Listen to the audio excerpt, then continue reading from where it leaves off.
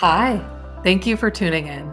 Welcome to another episode of the Practitioner-Scholar, a Penn Chief Learning Officer podcast. I'm Becca Clanton, and I'm your host today. For those of you who don't know, the PennCLO program is an executive doctoral degree path with the University of Pennsylvania's Graduate School of Education. I'm also a current doctoral candidate of the program. We've been fortunate to have celebrated the successes of many PennCLO students and alumni as they've grown into thought leaders of organizational learning throughout the public and private sectors. However, in this edition, we'll highlight the achievements of Dr. Peg Klein, an esteemed alumna of the program and a scholar practitioner of ethical leadership. Dr. Klein, welcome. Thank you for joining us today. Thank you. Thanks for doing the interview. Peg, I really enjoyed our pre-call where we got to know each other a little bit better. And I'm curious, how did growing up on a naval base or near a naval base impact the course of your career? I think between my love of flying and the exposure to planes flying overhead, military planes flying overhead, doing training exercises all the time, really attracted me to the military, which led me to apply to the Naval Academy, which led me then to apply to the aviation part of the Navy. And from there, I think the real connection between what I ended up studying and my flying career was the people. I loved not only flying, but I loved being around people who had technical expertise. You had shared a little bit about that technical expertise and how you were a bit in search of your superpower throughout your career. Talk to me a little bit more about when you feel like you discovered that superpower and how you started to use it. Yeah, I had a real struggle at the Naval Academy with myself. I was there with people who I perceived were smarter than me. I was there with people who were definitely more athletic than I was. And so I knew from going to my undergraduate studies, to then going out and leading in the fleet, I knew that there was something I had to bring forward. And so I was on a bit of a journey trying to sort that out. And I think that I had been in the Navy for a full 20 years before I realized that my moral compass, that I had a really strong moral compass, not in a preachy way, but that I understood that the difference between right and wrong was really important in how I led people, that my relationship with my subordinates, with my sailors, really depended on them understanding that I was in that job to serve them, not the other way around. And that did take me a full 20 years to figure out. For our listeners who may not live, study, practice ethical leadership on a daily basis, how would you define it now compared to your understanding of it before your research? I think that was part of why I went to pursue an advanced degree, was I wanted to sort out what really did ethical leadership look like. And of course, I didn't call it ethical leadership at the start. I called it virtue and character and moral leadership. But the definition that I settled on comes from James Bass. And he said that leaders have to be self-disciplined.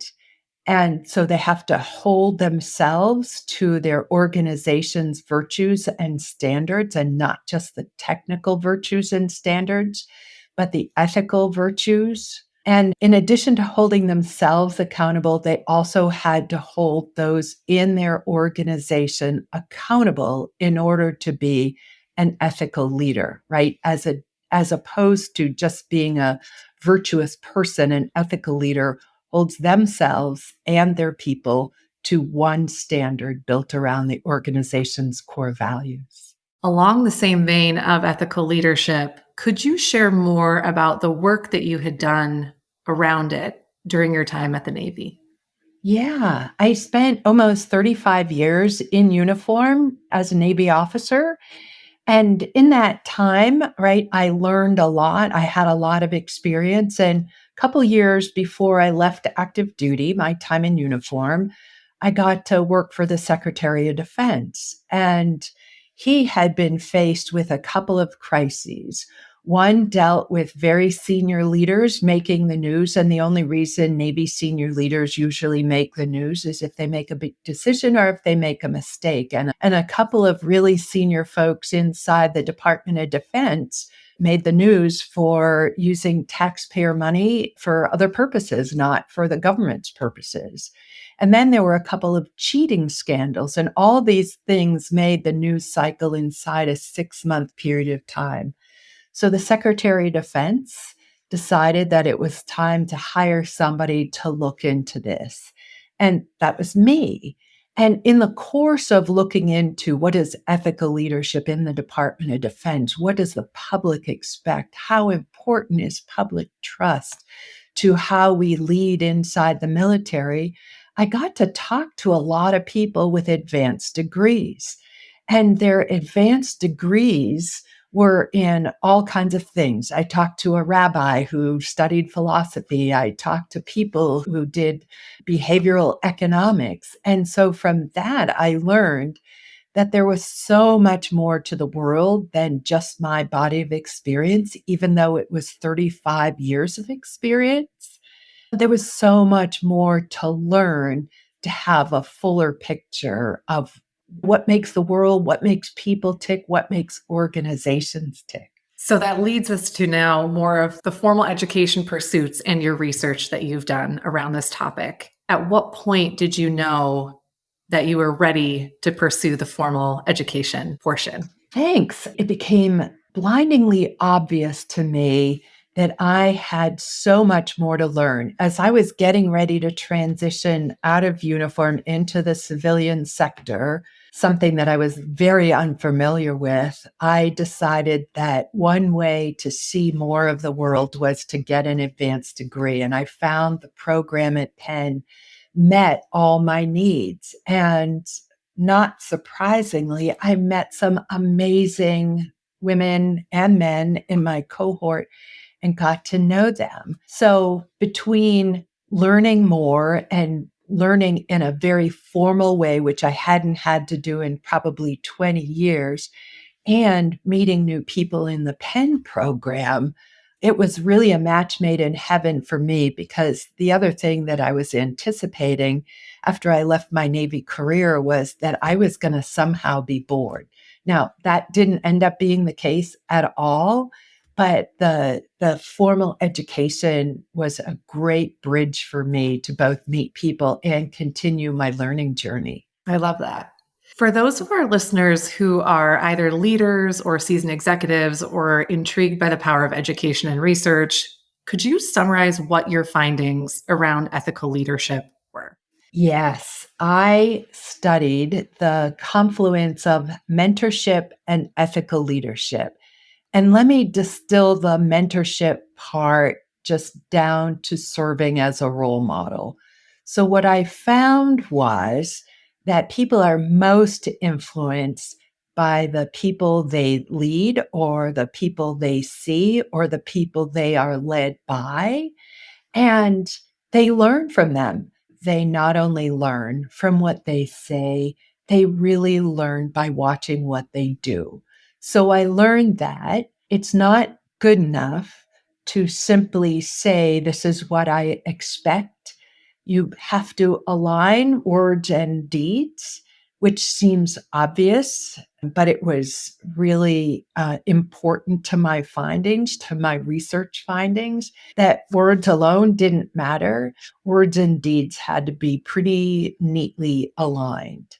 And so what I found was, through not only my experience, but my research helped me understand that people really listen to what their leaders say. In the Navy context, our core values are honor, courage, and commitment.